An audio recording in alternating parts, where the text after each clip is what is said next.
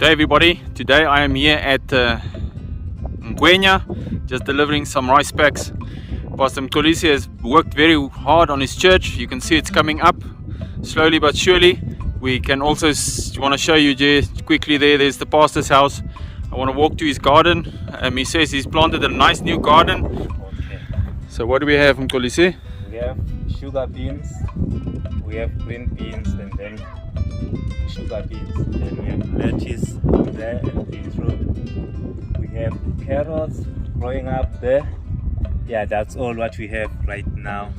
We will add some. We are planning to add some green pepper for this, for us to eat and have plenty of vegetables here. So what are you going to do with this place that's here behind you? I'm planning to put in some chickens, the indigenous ones. Okay. Yeah, we have already got 2, but we need to have them on Saturday. Hi, I'm Mtolisi, Ngwenya ICBC pastor. My son here, Sakoguhle, and my wife, Mbali. Thank you for your support and thank you for your prayers. We are so grateful. Thank you. End of the day today we did about 12,000 or 13,000 meals.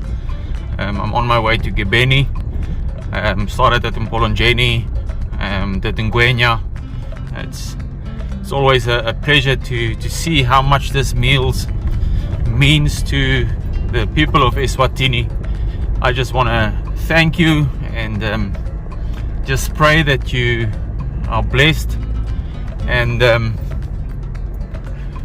that you know that this meal is maybe something small for you, but in Eswatini the children and the people really appreciate it. And please keep on praying for them, for all the communities, and yeah, I pray that you are safe and that you are blessed. I am Patrick Semelane from Polonjeni. Thank you for your prayer and thank you for your support.